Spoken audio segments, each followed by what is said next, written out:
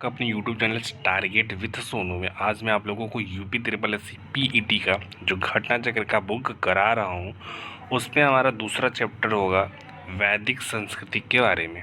तो आइए अपने पहले क्वेश्चन की तरफ चलते हैं। पहला क्वेश्चन हमारा क्या है? पहला क्वेश्चन हमारा है कि आर्य संस्कृत भाषा का शब्द है जिसका शाब्दिक अर्थ क्या होता है? श्रेष्ठ या कुलीन होता है। ठीक है।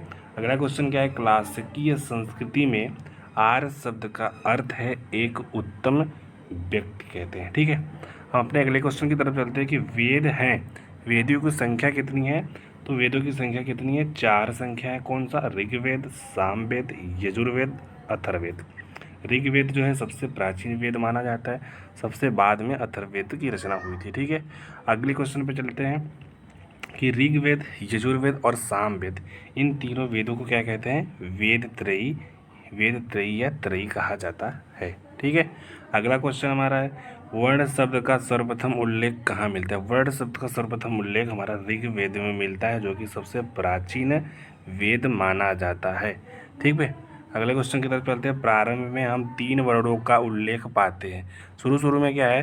ब्राह्मण, क्षत्रिय और विश्व जो कि वैश्य बोलते हैं, इन तीनों ही वर्णों का उल्लेख हम पाते हैं। ठीक है। अगला क्वेश्चन हमारा है कि ऋग्वेद के 10वें मंडल में पुरुष सूक्त सर्वप्रथम शूद्र शब्द का प्रयोग मिलता है। तो ऋग्वेद के 10वें मंडल में मिलता है। ठीक है।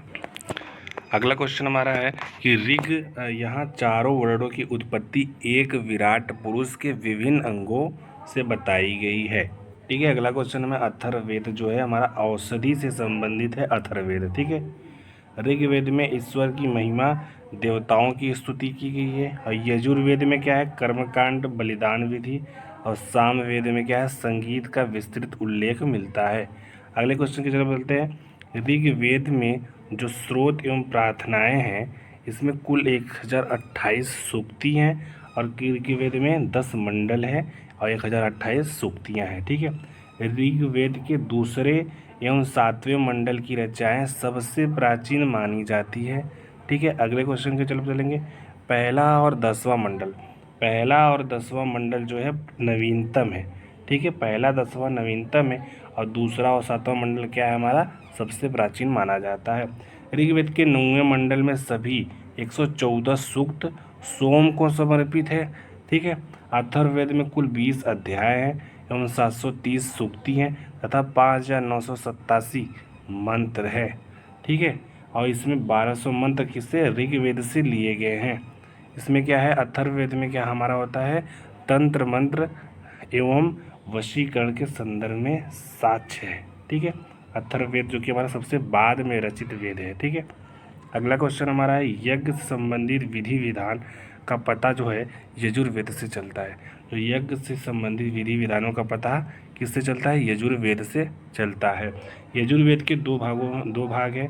एक शुक्ल यजुर्वेद जो केवल पद्य में है तथा कृष्ण यजुर्वेद जो कि गद्य और पद्य दोनों में है। ठीक है। शुक्ल यजुर्वेद को वाजसनेयी क्या कहते हैं? शुक्ल यजुर्वेद को हम कहते हैं वाजसनेयी संहिता। और यजुर्वेद का अंतिम भाग होता है ईशोपनिषद जिसका संबंध किससे है? ज्ञात्रिक अनुष्ठान से न होकर आध्यात्मिक चिंतन से है। अगला क्वेश्चन हमारा है सामवेद में कुल कितनी रचनाएं हैं? तो भैया सामवेद में कुल 1875 रचनाएं हैं जिनमें से 75 जबकि कुछ विद्वानों के अनुसार 99 को छोड़कर शेष सभी ऋग्वेद में भी उपलब्ध हैं। ठीक है। अगला क्वेश्चन हमारा है कि सामवेद की क्या है? 3 मुख्य शाखाएं हैं। कौन? कौमुदिक और राणायी तथा जैमिनी।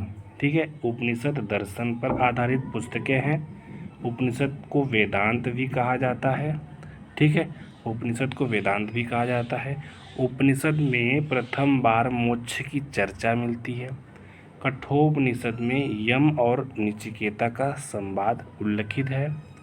अगला हमारा है उपनिषदों में कुछ क्षत्रिय राजाओं के उल्लेख प्राप्त होते हैं। अगला क्वेश्चन विदेह के राजा जनक, पंचाल के राजा प्रवाह जाबलिक, कैकेयी के राजा अश्वपति और काशी के राजा कौन थे? अजातशत्रु काशी के राजा थे और अश्वपति कहाँ के थे, केकय के राजा। ठीक है। वैदेही संहिता का सही क्रम क्या है, वैदेही संहिता, ब्राह्मण, आरण्यक, उपनिषद। ठीक है, सही क्रम है। सिंधु नदी का ऋग्वैदिक काल में सर्वाधिक महत्व था, इसी कारण इसका उल्लेख ऋग्वेद में सर्वाधिक बार हुआ है। तो ऋग्वेद में सबसे ज़्यादा सर्वाधिक बार सिंधु नदी का उल्लेख हुआ है। ठीक है। अगला क्वेश्चन हमारा है कि सरस्वती जो है ऋग्वेद आर्यों की सर्वाधिक पवित्र नदी है। तो आपसे पूछा जाए कि सबसे पवित्र नदी ऋग्वैदिक आर्यों की सबसे पवित्र नदी सरस्वती नदी थी और सिंधु नदी का उल्लेख सबसे ज़्यादा बार हुआ था, लेकिन पवित्र नदी पूछे तो सरस्वती नदी। सरस्वती को मातेमा, देवीतमा तथा नदीतमा कहा गया है। अगला हमारा है ऋग्वेद में उल्लिखित कुंभा को काबुल, आधुनिक काबुल है, कुर्मु को कुर्रम, गोमती को कोमल एवं सुवास्तु को स्वात नदियां अफगानिस्तान में बहती है। ठीक है। ठीक है दोस्तों, आई होप आपको वीडियो अच्छा लगा होगा। प्लीज़ अगर वीडियो अच्छा लगा है तो वीडियो को लाइक करें, चैनल पे नए हो तो चैनल को सब्सक्राइब ज़रूर कर दें। इसी तरह मैं आपको वीडियो लेके कंटिन्यू आता रहूँगा। फिर हमारा अगला चैप्टर होगा जैन धर्म, फिर बौद्ध धर्म, ऐसे ऐसे करके हम आते रहेंगे। ठीक है, तब तक के लिए धन्यवाद।